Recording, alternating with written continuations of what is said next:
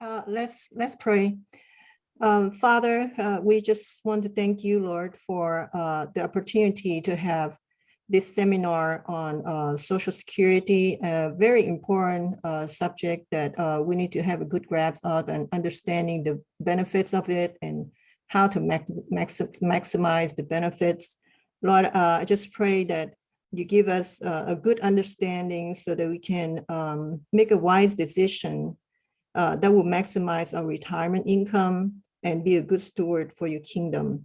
Thank you, Lord, for Karen again, for the many seminars and the knowledge that she has shared with us. And thank you for today that she's able to share with us another knowledge that she has so that we can receive that blessing and prepare our heart, Lord, and let us have a humble heart to open our ears to listen and to really have a good discussion about this topic so that we can make a good decision. We pray all this in Jesus' name. Amen. Well, welcome back. I'm so glad to see all of you here and all of those on Zoom. Please feel free to type in your questions or ask them live here. Social Security is probably one of the most important portions of a person's planning for retirement. There are some pros and cons that you should be aware of. And the fun thing about it is for you to know that under the Social Security rules or guidelines, there are more than 2,700 rules. And they are changing and adding them all the time. So what I say here today in this year and this time may be different by next month or next year. So whenever you decide to file for Social Security, you should always make the appointment or check online or make an in-person appointment with a Social Security representative to answer your questions and make sure you have good knowledge before you make a decision. Again, there's no investments involved here. This is information only. I would want you to always check, even anything I say, if it is incorrect, you should feel free to double check with Social Security representatives or other people that have great knowledge about this.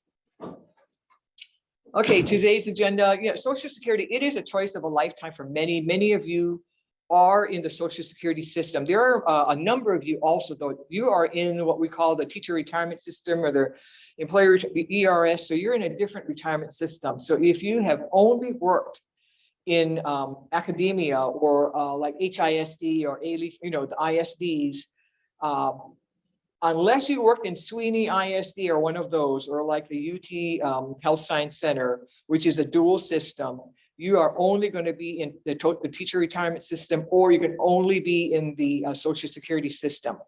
So that is going to make a difference in how you're going to calculate your future retirement sources of income. And if you're married, one teacher retirement system person married to a Social Security type of employment spouse, that presents a whole different set of situations and can change your understanding and calculation. One thing, I'll go through some basics, and then I'll actually provide another fact finder. We did the healthcare long-term care fact finder the prior time, where you can actually estimate what the healthcare costs or the long-term care costs will be for you, assuming certain assumptions in later life. Now, I also have in the booklet, there is a fact finder that you can actually fill in that information, and I'll go over that in a little bit later on, that you can actually have estimated, should you file early, should you file on time at full retirement age, or should you wait until age 70 to get a theoretically greater benefit? And all of that theoretically is open to discussion and definition. I'd like to start with some verses though. One of the things the scriptures teaches us, God is very clear on how we should handle our finances. And I'm going to do Romans 13:8, and it says, let no debt remain outstanding except the continuing debt to love one another. That is critical. Another one, and I think we're seeing this in the world today, because most countries and most individuals and citizens around the world are in debt for whatever the reason. They've chosen to use debt like credit cards or purchase things that they couldn't afford, or things happen, life happen. And so Proverbs 22 verse 7, it says, the rich rules over the poor, and the borrower is slave to the lender. And we're seeing that a lot among the different countries themselves, as well as individuals who are in debt and basically a debt slave to some creditor. The other one is Psalm 37 verse 21. That one is, the wicked borrows and does not repay. The righteous shows mercy and gives. So hopefully you're in a position to be very generous with other people in other situations where you can give freely and not worry about putting yourself or others into debt. And the last verse I'll have is Deuteronomy 15 verse 6. For the Lord your God will bless you as he has promised, and you will lend to many nations, but will borrow from none. You will rule over many nations, but none will rule over you. So I think that would be a great lesson for our country, not to be in debt to other countries, and that we lend and not borrow from them. But that, I hope they come to a face-to-face encounter with Christ and the Holy Spirit, and their minds and hearts are changed for Christ. All right, Social Security. It was signed into law by President Franklin Delano Roosevelt in August 14th of 1935. This is a picture of Miss Ida Mae Fuller, who was the very first recipient when she retired about a year later. She only worked less than a year in her Social Security system. And let me explain to you how government calculates things. In those years, the life expectancy was 60. Social Security doesn't start until typically 65. They had hoped she'd be dead before then. They would never have to pay into Social Security for her. But her life expectancy was a little bit longer than the government calculated. She lived to 100. So she paid a few dollars in, and her modest check, well, modest to us, but in those years, I think it was like $24.75. But they paid that to her every month until she made 100. So she made out very well in that respect. Now, because of the Social Security, people are living longer than the government calculated. They have been increasing the time when you can get full Social Security benefit. But many people underestimate how long they're going to live. Now, about half the men underestimate their life expectancy by about 5 years or more. So if you think you're going to make it to 78 for the guys, you might want to add about 5 years or more to your life expectancy. 2/3 of the women also underestimate how long they're going to live by another 5 years or more. Now, in my mom's case, she passed at 86. At that time, life expectancy was around 78, 80.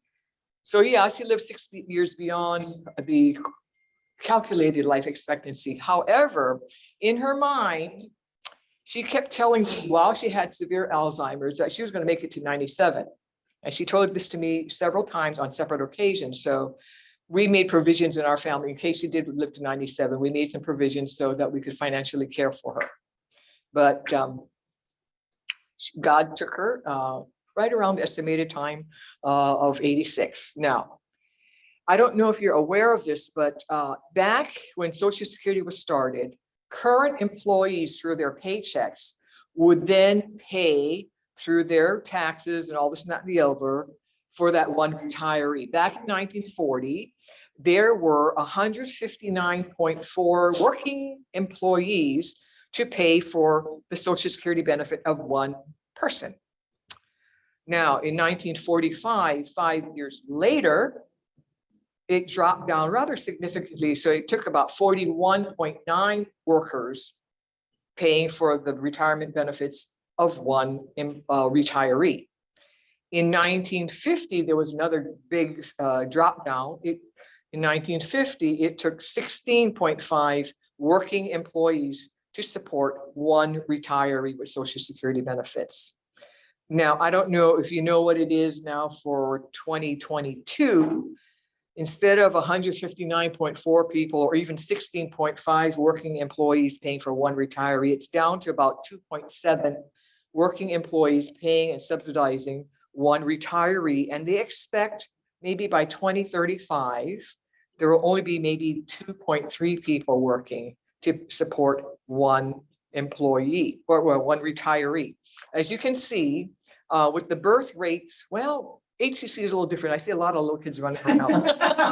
Lots of little newborns less than a year old. But we see that in many of the developed countries, a lot of their populations are getting older, as is the US population. And so there are less and less active employees. Plus, with the lockdowns and the pandemic and loss of businesses in the past 2 years, that really made a big dent in the number of active working employees who can support the retirees who are living longer than anticipated. So now that comes to the issue of when do people start applying for Social Security benefits? We see almost 2/3 of people, their thinking is, I don't think I'm going to live very long, or I don't think there's going to be much Social Security left, so let's apply now. So we see that about 2/3 of the people actually apply early. So the earliest you can apply is at age 62, but your benefit will be reduced by about, at one point it was 20%, and then now it's I think 25%. I wouldn't be surprised if they lower it down to 30% or more, because people are living longer. Inflation is really being an issue. Cost of living is being an issue. And honestly, from what I understand, and you can correct me if I'm wrong, but there really is no money reserves in the Social Security box, if you want to call it. It's current employees, their paychecks are being taxed, and that active money is now being paid to the retiree. So there's no reserves per se. There might be a lot of IOUs in that box, but people don't know that. Okay, most people don't know that. Now, those that actually pulled benefits at full retirement age, for those that were assuming 66 is the full retirement age now, about 1/4 of the people pulled for their benefits. Now, those that are going to hold out for lots more money hit it at age 70, where it's increasing theoretically 8% of your benefit per year of delaying your retirements. Many people will wait until 70 years old, or some age past 66. So you're seeing about another 7, 8, 9, 10, 11, 12, 13, maybe 14, 15% of people are delaying their pulling on Social Security. Now, there's some pros and cons to that. And I've even seen some people unknowingly say, oh, I'm going to wait even longer beyond age 70 because I'll get even more. No, there's no benefit to delay beyond age 70, because the increase of theoretically 8% or increase of delay stops at your age 70. So if you wait beyond 70 to pull your Social Security benefit, you've just lost, well, you didn't get what you could have gotten at age 70. So if you're going to pull, you need to, the latest you can wait till is age 70. Waiting beyond that is of no benefit to you, except people who are getting the benefits from Social Security. All right. Now, this is the theoretical Jim and Linda. I'll call them Jim and Linda Smith. They're a married couple. He's 66. She is 61. And they, based on his earnings, is $22,539 a month benefit at his full retirement age. And Linda, because her earnings during that same period of time were less than her husband. Now it could be flipped. There are many instances where the wife's earnings are more than the husband's. It doesn't matter if you're, whoever it is. The benefit is going to be based on the calculations of your 35 working years under Social Security. And the more you earn up to a certain point, that's how they calculate the primary insurance amount. Now, if the person, if he takes it, if they both file as early as possible, their total benefit is a little under 1.4 million, assuming life expectancy. And it's assuming a certain rate of return and a certain cost of living adjustment and all this and that and the other. So in other words, this number of about 1.4 million is purely hypothetical and probably will never happen, because you're going to change the assumed cost of living. As we see, the cost of living for this past year was like 5.something%, 5.6%. It was more. It had been typically around maybe 2 or 3%. There were a couple of years under Social Security they give any. I think 2 or maybe 2 years they had zero cost of living adjustment, if I recall correctly. So this is if they waited hypothetically and took it as early as possible at his 62. Okay, now if they waited till get the most benefits for both of them, they could make a theoretical 1.6 million. Sounds like a lot. It would be a difference of, oops. It would be a difference of $232,703. But again, this is a hypothetical number. I personally think that number is not going to come out because they're going to use a different cost of living factor and other assumptions. But this just to kind of give people the understanding that if you delay your Social Security benefits, you could theoretically get a quote unquote larger amount.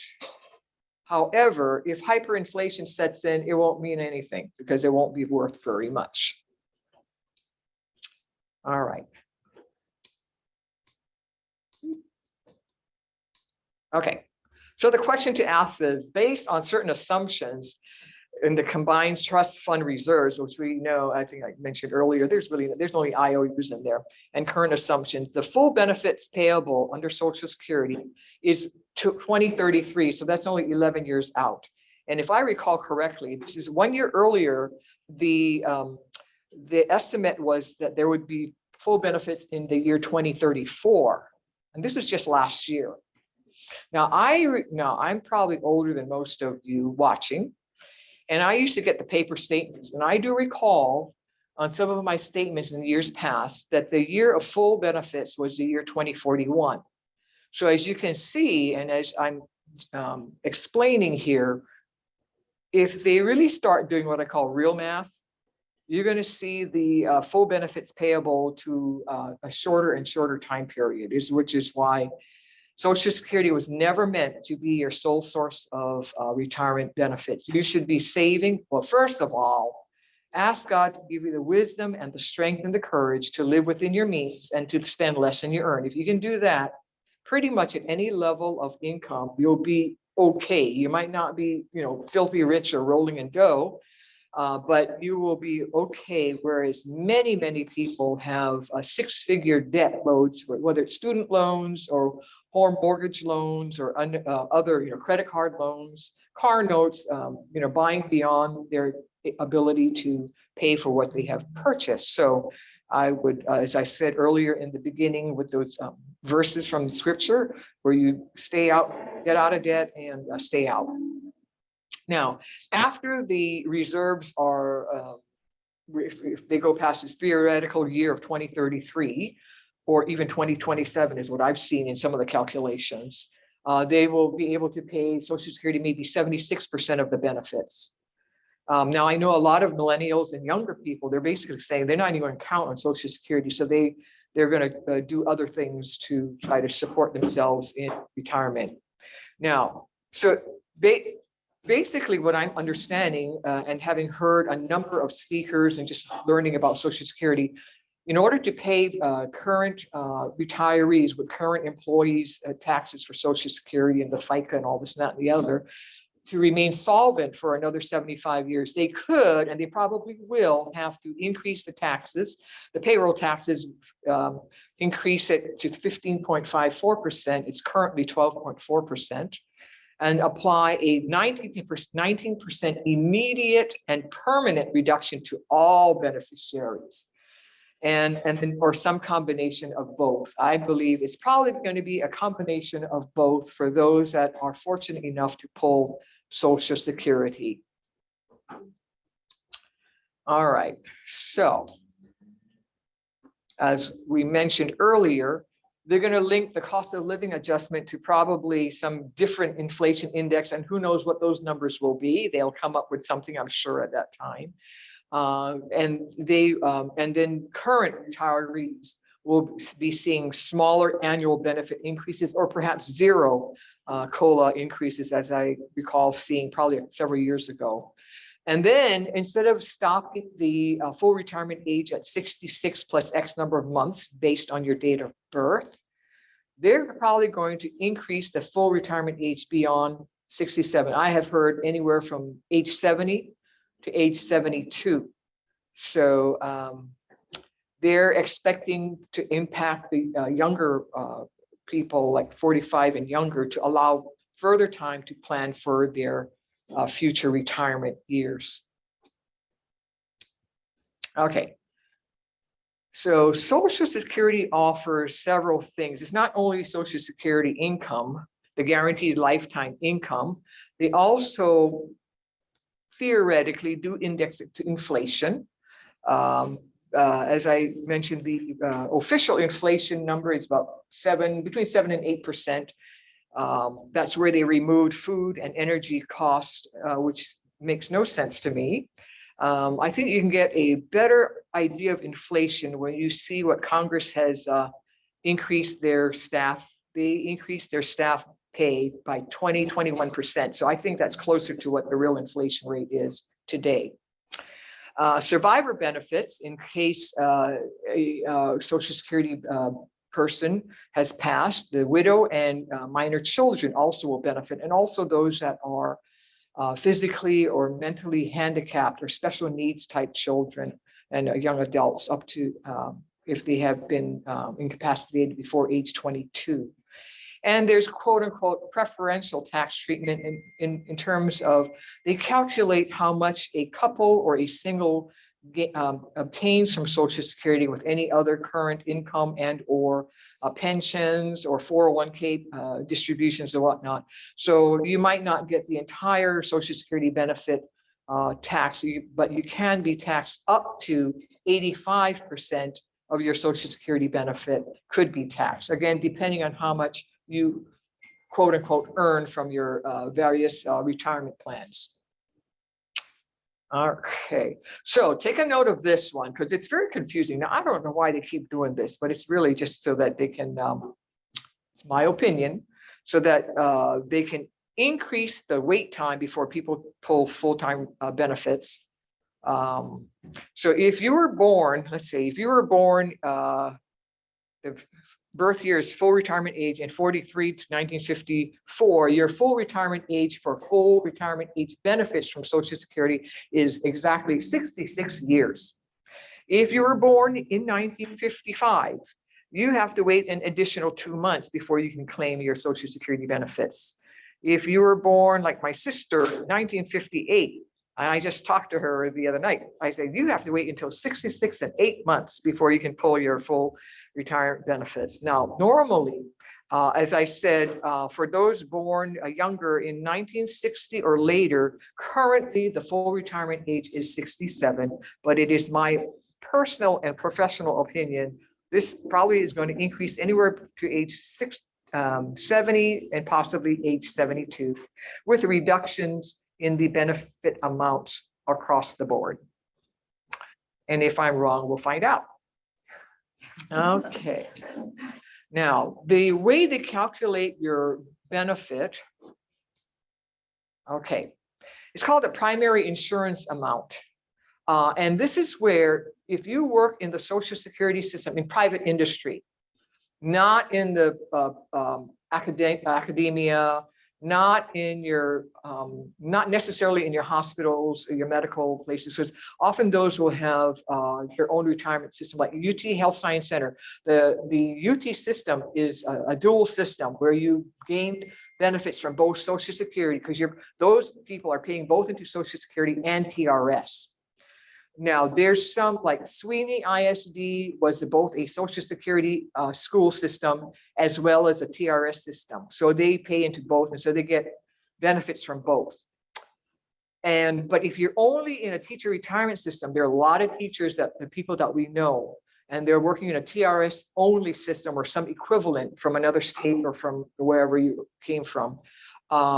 Your earnings will be 100% based on your earnings from that teacher retirement type system. Now, they're going to use for Social Security, they're going to use your 35 years of working under the Social Security system.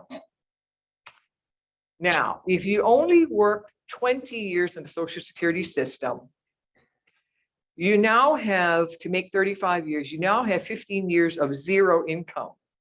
So they're going to factor in those 15 years of zero income, plus your 20 years of working under Social Security. And of course, that's going to bring your average way down. So your Social Security benefit is going to be greatly reduced because you had a whole bunch of zeros in your 35 years of calculation. So some people were fortunate enough to have worked like 30 some odd, 30, whatever years in industry, private industry. And so they got full Social Security. And then they worked another 30 years or whatever in the TRS or whatever. So they will get 100% of both benefits. And I'll talk a little bit more about that later. But if you worked less than 30 years in Social Security, or the 35 years of earnings, you're going to get dinged on your Social Security benefit. And the calculation, you should have that calculated by the Social Security people or estimated for you, probably, because you're not going to get 100% of both. Your teacher retirement system or your academic retirement system will be your primary for your quote unquote retirement pension, if you want to call it. And then your Social Security will be dinged to some degree. And the most they can ding you for is about 50% of what your earnings would have been. Now, the maximum primary insurance amount for 2022, the most currently you can get from Social Security in their calculation is $3,345 per month. But just as a caveat, even though you might have a higher payouts, your total income, your taxable income is going to affect what your Medicare costs. And I'm sure the next speaker in a couple of weeks will, I'm sure we'll talk about that. But it's going to affect how much you're going to pay for Part B of Medicare, as well as your drug supplement or GAP plan. So the higher your income during retirement, it's kind of like you might get an increase, but they're going to backdoor and tax you on the back end. So be aware of that. So it's very disconcerting when you see those invoices coming in higher and higher, because you have more coming in retirement. Now, in order to get your Social Security statement, I do have the website here, ssa.gov/myaccount. And since they no longer automatically mail the paper Social Security statements, I used to get one almost every year, way back many, many years ago. And I would save them and stash them away. But now, I guess for cost and convenience and whatnot, you can go online. But as we also realize, hacking is a big issue. I know, this has been happening for a number of years, where they're trying to file their taxes online, but somebody's already filed on their behalf and gotten their refund. So you have to be careful to put up safeguards if you're doing that, and to not allow access to the hacking people, and they need to learn about Jesus. Okay. So you can go online and create a profile, but make sure you have strong passwords and everything. And you might want to change your passwords regularly, because there's just too much hacking going on. Your Social Security statement is going to look very similar to this, and it will show your estimated benefits. If you were to retire at full retirement age, if you retire early, or if you waited till 70, it lays it all out for you. It'll also give you your benefits if you pulled for disability, and or if you have dependents, if you've passed away, how much your dependents will get. And they're on the statements of earnings and your record. And this is where it's going to show you inside of your statement, your earnings record based on the information that they have gathered over your working years. And hopefully it's correct. And if you notice a huge discrepancy between the numbers that you see on your statement, and you have proof that it was very different and much more, you should contact them to make a correction, because that will affect your Social Security benefit when you do retire. Okay, I think we talked a little earlier about if you delay, okay, if you pull your benefits early at age 62 is the earliest you can pull currently, you decrease your benefit by quite a, like in this case, a 70%. If you pull it at your full retirement age, you get 100%. If you delay it all the way to age 70, you can increase your benefit to another 24%. And some of these numbers don't work out if you do the math. And I think my understanding is part of because the cost of living index is changing. So they're kind of using an estimate. So some of these numbers don't exactly come out when I was trying to do the math.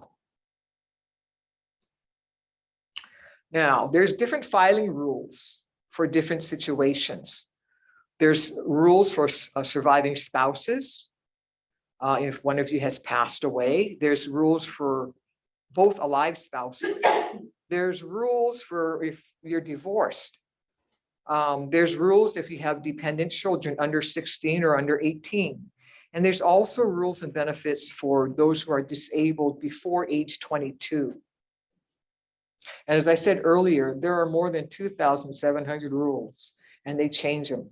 So if you're in a situation where you're looking at something specific, it would be wise to contact the Social Security representative. If I were you, I would document who I spoke with. I record who what time, what phone number, what date, everything, what was said, because sometimes you may talk to a different person and you get a different version and it's not the same. So it's always good to document who you talked to and what we were told or informed, and keep all those records. For spousal filing rules, if you're both alive, you can file early for benefit. It used to be this file and suspend rule. Well, they did away with that one several years ago because money was leaving too quickly. So, so now if you want to file early, and you would have both would have to file. So the older one would have to file, and then also take benefit, and then the spouse could then file based on the higher earning spouse. But you would still be decreasing your benefit permanently. Okay. And so and we often have situations where one spouse is working and for many years, and the other spouse is taking care of the children, whether it's the father or the wife. And it's just, the one that is filing and working off the benefit of the working spouse, they can get up to, not necessarily all, but up to 50% of what that working spouse's primary insurance amount is at that time. If one of you have passed away, the surviving spouse can file for benefits off the deceased spouse record if they had earned more, but you have to have been married for at least 9 months. So if you divorce 8 months and 364 days before your 9th month, you cannot file because you won't qualify. So you have to be married at least 9 months. The benefits for the widow or widower is the earliest is age 60. Okay. Now, you can't get remarried and get benefits.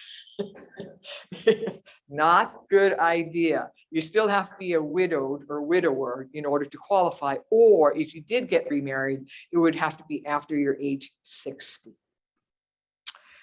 Okay, and then their benefit where they could get up to the spouses, and basically if one spouse has been deceased and they were claiming benefits, then the surviving spouse then steps into the shoes of the deceased spouse and gets that benefit up or what they were getting. Okay. The survivor benefits can be received independently of individual benefits. Okay, now this is where I have some divorced wives being very happy, because if you're divorced, You can get a benefit off your divorce, your ex-spouse, but you have to have been married at least 10 years. If you were not married at least 10 years, you can't get it off of the ex-spouse's record. And you're not currently remarried. Don't be marrying again and hoping you'll get from the current husband as well as your ex-husband. The ex-spouse, you don't have to wait 2 years after the divorce. Okay. So for the benefits for the divorced person, having been married at least 10 years to their ex, they will have both spouses. In essence, they're acting like a spouse. And this does not affect the ex-spouse's benefits at all. Okay.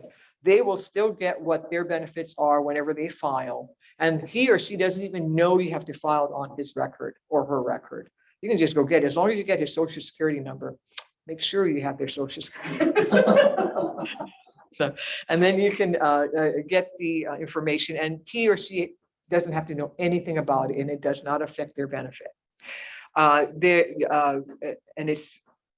don't subject, there's a family maximum on how much a family can get. So again, because the rules are very complex and they do change over time, I always suggest you talk to a competent Social Security representative and get the information at that time if you're going to file. If you have dependent children under age 18, and they're disabled before age 22, you can also file for benefits for them. Okay, and benefits are 50% of the parent's primary insurance amount and 75% of the deceased parent's primary insurance amount. So not only could the surviving spouse get benefits off the deceased person's record, but the children that are minors, under 18, they can also have financial benefit. So in a way, that's a good thing, for those that are really struggling financially. Now, here's something that a lot of people, and this can be quite confusing. Some people, I talk with, they're tired of working. They just want to, lock up the office and leave and retire. And then start pulling early Social Security or whatever their benefit is. However, you need to be very careful. If you remember what your year retirement age for full retirement benefits, and the booklet that you can pick up at the church has that information and way more in it. If you're under your full retirement age and you decide to keep working, okay, and earning something else, okay, it's going to affect how much they're going to withhold from you for their Social Security. So if you're for every $1 is withheld for every $2 above the annual earnings limit they allow you. So right now you can earn, part-time job or contractor job or, doing something on the side in your retirement years. If you're earning more than $18,960 per year, every dollar you earn over that and you're pulling Social Security, they're going to withhold 50%. They're going to withhold $1 out of every $2 that you could have gotten. If you pull Social Security full retirement benefits in the year you make your full retirement age, but you haven't passed it, they're going to withhold $1 out of every $3 of benefits above, in this case, $50,520 per year. So if you're earning more than $4,210 per month, and you're pulling also Social Security benefits, they're going to withhold 1/3 of your Social Security benefits. So this is where you may want to reconsider, if you're able to wait until you reach your full retirement age to pull benefits. Because if you pull at full retirement benefit or older, you can work and make $1 million a year if you want. And they will put no limit on what you can gain from your earnings in Social Security. So a lot of people aren't aware of this, and they'll start retiring early. They're going to turn on their Social Security benefit, not realizing, 50 to 33% has been held back. So, and then you get you get taxed too. So that's not a happy thought. Now, here's where you may have been working in two systems, teacher retirement system type, where they have their own retirement system, as well as working in a private industry under Social Security system. Now, because, and this is my opinion, because we basically don't have the money in the Social Security box, it's IOUs, they changed and they put into place this, what we call the windfall elimination provision a number of years back. So if you and most people think, well, if I work in two systems, I should get 100% of both system retirement earnings. That is no longer the case. You will be, your Social Security will be your primary, I'm sorry, if you're in TRS, your TRS retirement monies will be your primary retirement money. And then if you worked in the Social Security private industry less than 30 years, they will ding you, or they will reduce your Social Security benefit by a certain amount. But as you'll see here, the reduction cannot be more than half of what you were earning from your TRS type system. But, and the maximum reduction right currently is about $498 a month is the most they can reduce your Social Security benefit currently. So that would be a good thing to be aware of. Now, as I said earlier, if you worked full 30 years under Social Security and you worked and you have primary is your TRS or equivalent retirement system in another system, you should get 100% of both. So what I've seen some people do is they will, after they work, 30 plus years under a private industry, then they change career or they come out of retirement and say, hey, I want to do something else. So they start teaching or doing something like teacher retirement system. So then they'll get 100% of both. So I've seen a number of people do that, which is fine if, because we do know that once certain people stop working, they don't last too long. So it's always best to keep active. The next one, this is where you have a person working in the teacher retirement system, some kind of governmental pension. So TRS is it's a state governmental pension, or a federal governmental pension, or whatever, some kind of government pensions retirement plan. But but the other spouse works in private industry like with Social Security. They're working, in oil and gas, or they're working, in some big box place or whatever. It's private industry. So it's going to affect you, and oftentimes, not always, those that are in the teaching profession, which is TRS, most of them are female, not all. So, and if they're married to a male working in Social Security system, and as I mentioned earlier in the prior session, not that we want this to happen to our brothers and dear male friends, but they tend to go first. So if then the surviving spouse wants to try and collect 100% of what the husband would have gotten, they're going to be in for a rude shock. Their benefits can be reduced by up to 2/3 of the government pension amount. And if the deceased spouse earnings were way bigger, they will end up with zero benefit coming from the deceased spouse. And I'm going to give you an example. This is called government pension offset, the GPO. The spouse one worked in the government throughout their career, and they were receiving a $3,000 a month pension. That's nice.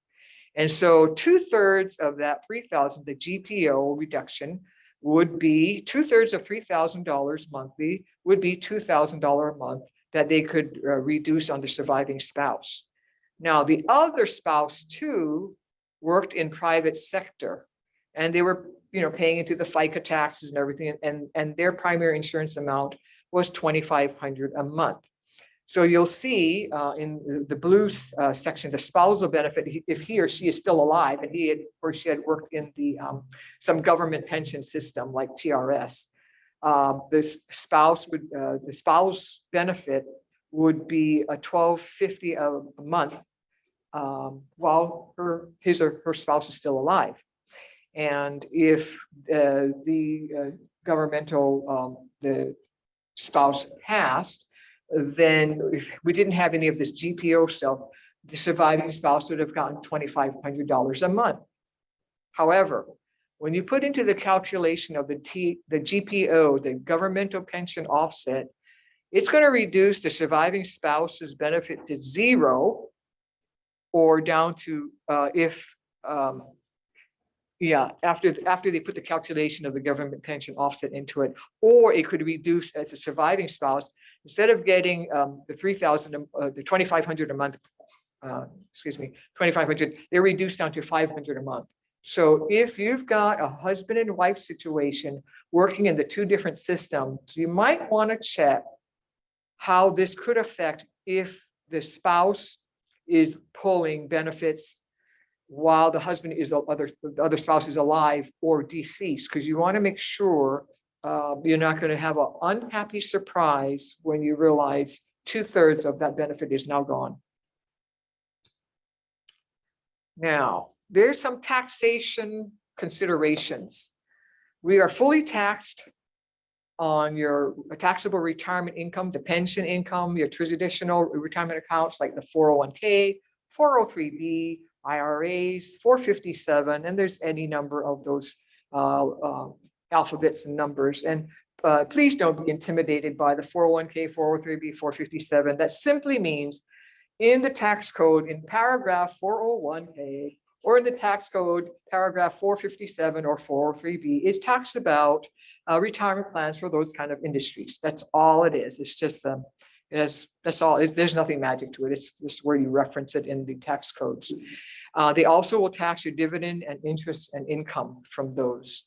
Partially taxable income in retirement will be your Social Security distributions up to 85%. So it's partially not taxed. And again, it depends on how much income you're bringing in retirement, whether you're a married couple or you're a single. I think it was like 33,000 or 44 or 45,000 for a couple. It's not very much to actually start triggering being taxed on your Social Security benefit. Also, your immediate annuity income, if you've done an immediate annuity, assuming it was a non-qualified annuity, you would be partially taxed on the gains, but the basis, the original money you contribute to the fixed or immediate annuity would come out tax-free. Also, cash value of life insurance policies, and this is where I've seen a number of people have used these policies as a source of retirement income. And if done properly, it works. If not done properly, you're going to be very unhappy. But the cash value of life insurance, again, it's called withdraw to basis and then take loans in certain cases. But if you're just pulling out cash from a policy that has a lot of cash in it, basis will come out. If it's a non-qualified type of a situation, basis will come out tax-free, but any gains in that policy will come as taxable as income. Now, this is a way to get tax-free retirement income that does not affect your Social Security and your Medicare costs. If you have a Roth IRA, and I talked about this prior, Roth IRAs and Roth 401ks, it's already been taxed. So those will be forever tax-free unless they change the tax laws. Okay, your health savings accounts come out tax-free. And loans from life insurance policies that are set up properly will come out tax-free. But you have a loan to pay off if you've loaned out more than what you put in. So that needs to be done very carefully and done knowing the pros and cons before you do something like that. And I do have clients that we've done this, but it is with the idea that you must put a lot of cash in over many years and you understand how it comes out and you do it properly. If not, if the thing blows up on you, then you're going to be unhappy. Okay. So there's just more on taxation. This one is more to illustrate delaying taxation, taking your Social Security, so that theoretically the taxes will be lower and less will be taxable on your provisional income. Well, that remains to be seen if they change the rules and the assumptions in the calculations. This is just a hypothetical example, but theoretically, In retirement, you would have lower taxes, maybe yes, maybe no. And your income would be lower, maybe yes, maybe no. I just spoke with an attorney client of mine.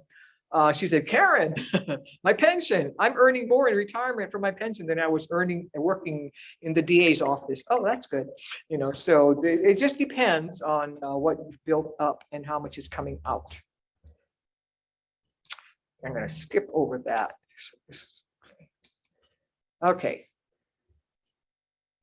As I said earlier, we do have a fact finder tool, which is in this booklet that you can pick up from Amara or Holly on this Sunday at the welcome desk in the lobby. And if you fill it out, I can have it analyzed, and it tells you, and I'll just kind of hold up this, although I know you can't see this very well, but it's called the Social Security Assessment Form. And you fill it out, and it's going to give you 3 strategies. It's going to give you 3 strategies. And oops, I just lost the thingy. Did I do something?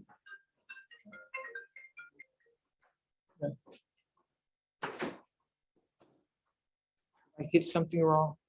Oh, I might have. Well, here, let me hold it up in front of the camera. I hope you can see this. But this is a Social Security 360 Analyzer Fact Finder. Again, yeah, thank you. Okay. That's the printout. Let's see. Up. Let me go back. Okay, well, there's a fact finder, and then at the top, don't put in your name, you put in Karen Ho.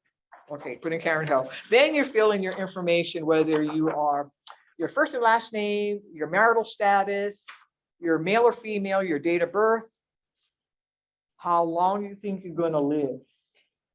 Now, people don't know sometimes. So I say, look at your family bloodline. If you're adopted, I'm sorry, you're going to have to just figure it out. But if you have a long life expectancy, like you live, your parents, grandparents, and your aunties and uncles, they're all living to like a 90 something and 100 or whatever, take the longer number of years. If you're not quite sure, this one already defaults to 86 for men and 89 for women. Okay, so, and then it's going to ask you, have you already started your Social Security benefits? Yes or no? And if so, at what age did you start and when did you file? And how much you're currently getting from Social Security benefits. Now, in the GPO, the governmental one that can affect both your surviving spouse or whether you're alive, if you're getting like a TRS or some other governmental pension for one of you, then you be sure to fill out what is the name of that pension employer, what is the monthly pension amount, if you're already getting it, if you know if they pay into Social Security or not, when did your pension start, and what is the projected cost of living for this pension. You may not know all of this. You can contact your employer or former employer and ask or whatever. If you have a Social Security earnings statement, which you can go online now and get it, put in the date that you got that information and your estimated monthly benefits at your full retirement age. You can add that in. And at what age do you plan to stop working? Okay, based on all of that, you just fill it in, and then you can turn it over and fill it in if you're widowed, if you're divorced, fill in information about your spouse, if there is a spouse. And this will give the analyzing program pretty good information in order to estimate if you filed early, if you filed on time, full retirement age, or if you filed and waited to delay until, age 70 or some point beyond. Because what this is going to give a printout that looks something like this for Jim and Linda. And it's going to come out with the suggested continued combination. Okay, it's actually going to print out and give details of if you filed early, here's how much you can estimate receive. If you file delayed, here's how much you might receive.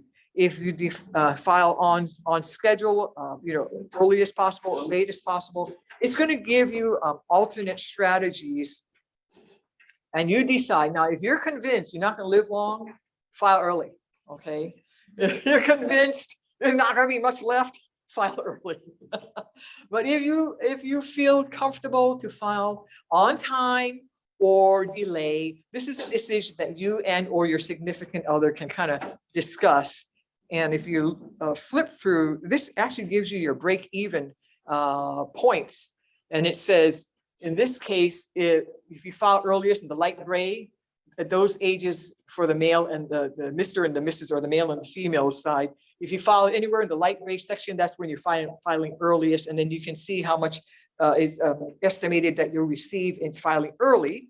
And then in the red section is an alternate. They'll give you an alternate filing of what you would receive should you file in those ages. And then in the blackened section, that is suggested to get theoretically the highest payout from Social Security.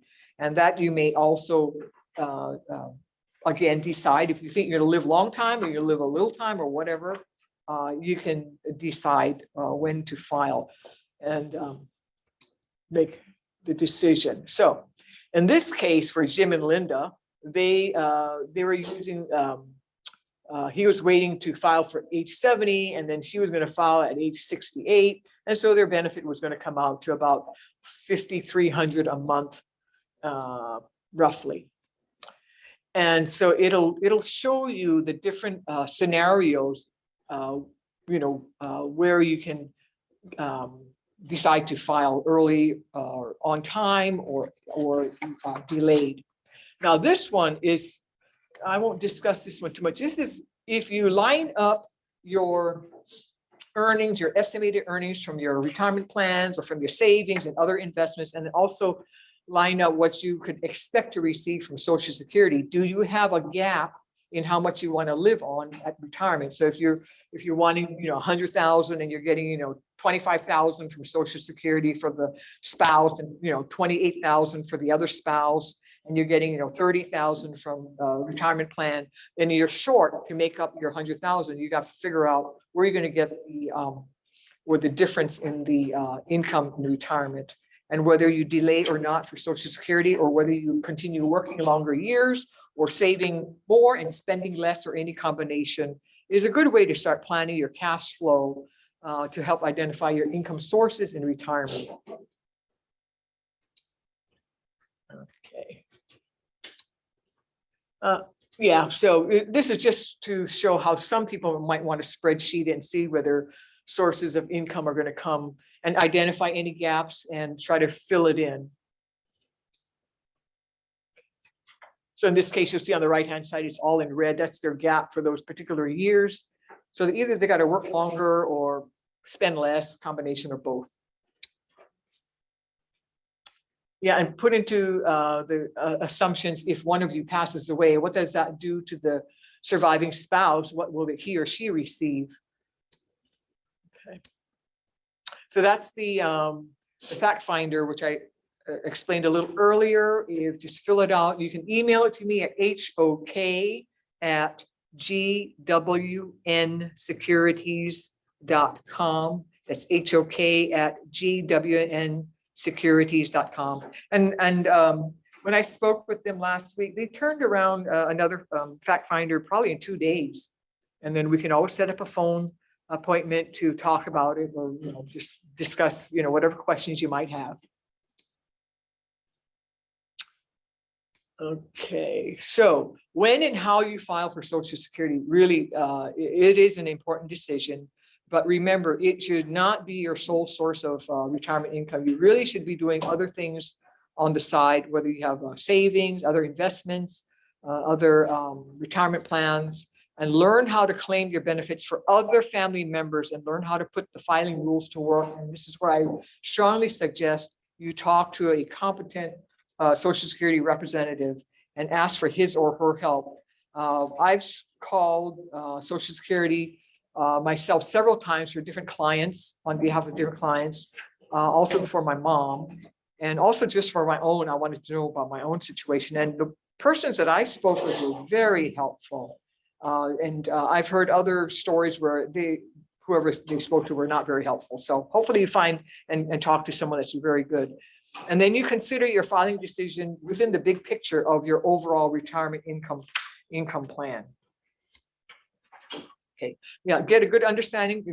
What we did today is try to get a simple understanding of the basics of Social Security. Make an appointment to discuss your Social Security options, whether it's with a representative or you turn in the fact finder. We can have a discussion, and then complete the fact finder and turn it in, and I'll be happy to have it analyzed on your behalf. So thank you. I know this is a lot of information. Probably you would have to look at something like this at least 3 more times before it starts to really gel and sink in and understandable for many of you. So go ahead and feel free to ask your question, whether online or in person.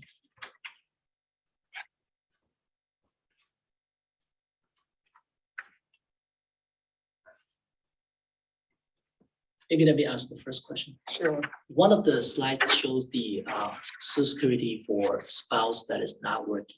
Mhm. And you mentioned that it's up to 50% of the working spouse. Mhm. So when you say up to, that means it really depends on the other spouse, whether it's part-time, has been part-time, depends on that, or depends on any other It factor? depends on what the higher income the working spouse earned and when they filed.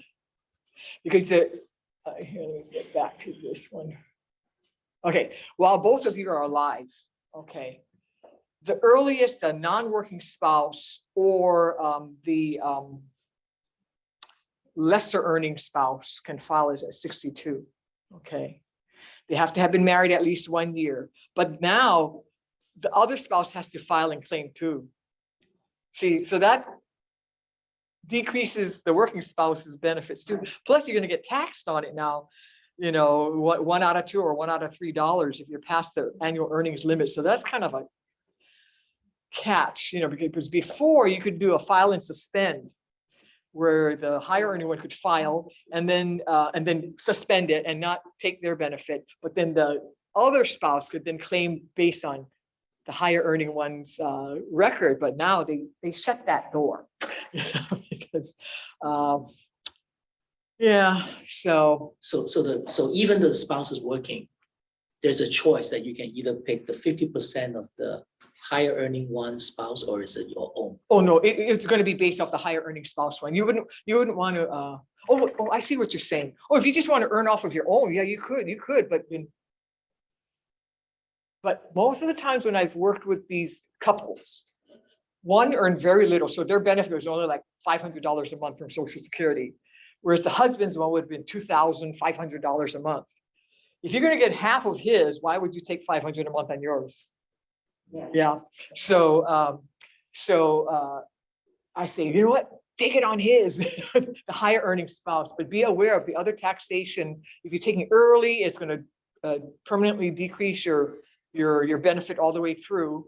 And then you're going to be taxed if you're still before full retirement age, you're going to be taxed $1 out of $2, or well, withheld $1 out of $2 or withheld $1 out of $3 if you're earning beyond 18,000 or 50-some thousand for that year. So it's kind of like, 2 steps forward and 3 steps back.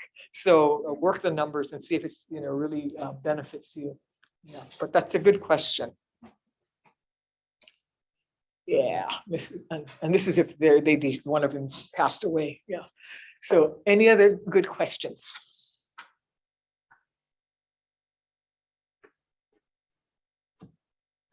Karen, you mentioned that if you work in the private sector for more than 30 years or 35 years, and then you switch to teaching, how do you get those benefits? Yeah, the 35 years is calculating the primary insurance amount that the person would get for their Social Security benefit. But working 30 years in private industry, working 30 years under the teacher retirement system, that gives like 100% of benefits. So if they have worked 30 years in No, wait, 35 years, yeah. 30 years under Social Security, 30 years in teacher retirement system, they get 100% of both. If they worked, as long as you work 5 years or more under TRS, you're vested. Okay. Now, if you leave before then, they withhold some of that. But if you work your full 5 years under TRS, whatever you're entitled to at retirement, whatever your magic number is, what years of service, okay, years of service under TRS times 2.3% times your average either 3 or 5 years of your highest earnings in the 3 or 5 years. The 3 years is good for the longer ago time workers, but because they're even TRS is experiencing, increased costs and too many people living longer. So they increase the average years to 5 years of your highest 5-year earnings to do a calculation. And it's usually what I've seen when I've done those calculations, you're going to get from TRS about 50% of your earnings that you earned while you were working, roughly. Okay. Did I answer your question? The reason I'm asking because HIC is short of teachers, so they are thinking of, we're trying to recruit those old engineers that they are heading up their industry, but they have the experiences, they're really good in science and math, to recruit them to come to HIC. So I want to make sure that they have to work in the private sector for 35 years or 30 years so that they can get the full benefit of Social Security. 35 years is how they calculate the primary insurance amount for Okay. Social Security. Yeah. So if they work 20 years under private industry, and they have to also earn a certain amount before it qualifies as a countable year. So if they only earn $1, that doesn't count. Yeah. They have to earn, and every year it kind of indexes up a little bit on how much they have to earn or more before it counts as a one of those 35 years. Otherwise, they'll count as a 0.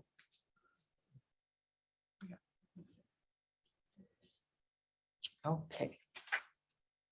And if there are any other questions, you can email it to us, after the fact, or if you happen to see me in the hallway on Sundays on church, you can ask me the question. I might not answer you right away, but I'll find out, okay.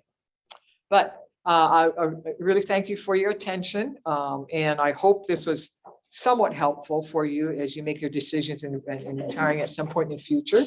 And you just keep on going. Thank you. Hey, Karen, Oh, I think yeah. that there's a question online. Oh, there is. Let me see. Yeah.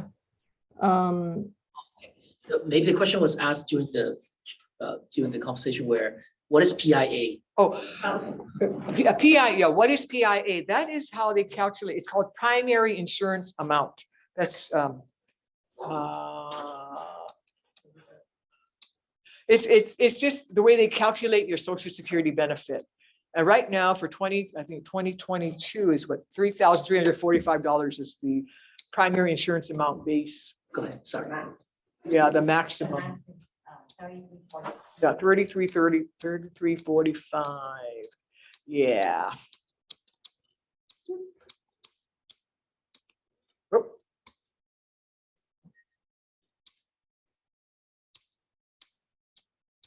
Oh, well, never mind. 3345 is your maximum primary insurance amount, and that will increase over time unless they do a 0% COLA increase in any particular year. But yeah, I hope that answered the question. There's another question. It say, can a minor child get Social Security benefits of parent if one parent retire and receive Social Security benefits and another parent still working? Can a child receive Social Security benefits based off the parents' records? The question is, if there's a minor child, can they receive benefits if One retire and one is working, but I thought that no? they No. only receive when one of the parents deceased, right? Yeah. Here, this is it's a good question. Can a minor child, receive benefits if one parent is retired and one is still working? No, because they would only receive based on a dead parents or a disabled parent. or if the child themselves have some kind of special needs disability. That's under the survivor benefits on this slide here. So, oops, oh, here's primary. Okay, let me get to that page.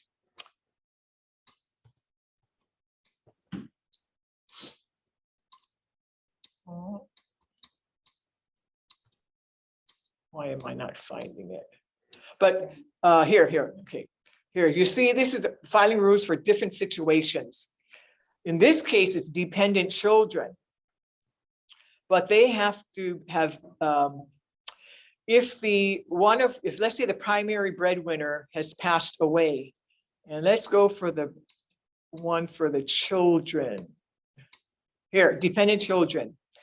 It's where one of them has to pass away, okay? Or they have to be under 18, and if they're disabled and a disability occurred on the child before they were age 22, they can get 50% of the parent's PI, primary insurance amount, or if that parent has passed, then they can get up to 75% of the deceased PI, primary insurance amount. Yeah. I'll give you an example. My father died at age 42. My mother was 42 when she was widowed, and all of us 5 kids were under age 18. So my mother was receiving some very modest Social Security benefit based on my father's record. He didn't have many working years when he died at 42. So his calculation was rather modest. And us kids, we were ages 8 to 16 at the time. My brother was the eldest, he was 16. So each of us kids would get a benefit up to the time we were 18, because none of us were disabled. Although my mother thought sometimes we were. But like, what happened here? So my brother dropped off after 2 years because he made 18. Then my sister dropped the year after that because she made 18 after 1 year. And then I dropped off the next year because we're all like 1 year apart. And then my younger sister dropped off, I think 4 years later. And then the youngest one dropped off 2 years after that, because we're all ages 8 to 16 at the time. So then the benefit to the children, the minor children, will stop if you're 18. Yeah. So, and then they had a family cap, because if you had 20 children, and some families had 13. So there are a lot of children in a lot of our cultures. So they capped the family limit amount. So even though you had lots of children, they would cap at a certain dollar amount per month if you reach that limit. So having more children was not a benefit. Okay, that's a good question. Any other good questions?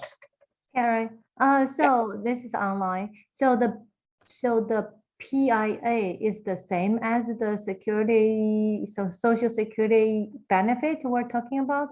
Yeah, the Same? PIA, the PIA is, I understand, and correct me if I'm wrong, but the primary insurance amount is like the base account. It doesn't necessarily include your cost of living adjustments and everything. Those come in after the fact. So if you're talking about PIA, some of these benefits will not include the cost of living increases. So if you're looking at this year's 2022, it's $3,345. That's the PIA, primary insurance amount. The maximum a person could receive under Social Security benefits in 2022. So that's when we talk about the Social Security benefits, whatever the number, shows from our record, the Social Security sent it to us, that's the amount. Is that the PIA amount? I believe so, but I would have to check on that. But they also they also included your cost of living adjustments, but they're going to calculate your PI. The question is, where it's the one on your statement, if that's the PIA. But they're going to calculate your PIA. If you open the statement, it's going to list your years of income earnings, and they're going to calculate the 35 years, whether there's zeros in there or not, and that will calculate your primary insurance amount. But there's a special formula that only uses certain amounts of dollars amount when they calculate so many percent come from this amount, so many percent come from that amount, and it comes up with the PIA, primary insurance amount. Probably something you really don't want to do, but I've actually done it in past, and it's a pain. Yeah, the PIA is your, I call it your base amount. Okay.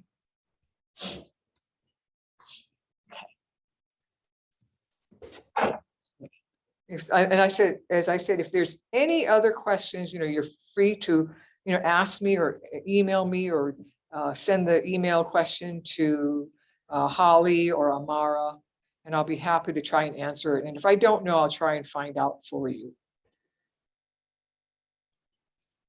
Okay, thank you. Oh, yeah. Yes. When did you say the Social Security is going to be Less less? 2033. According to the current calculations, it's 2033, and I'm seeing that year reducing a lot, because I remember seeing some of my statements said 2041, and last year's one was 2034, and this year is now 2033. So, like I said, and all of that can change. Reduce further.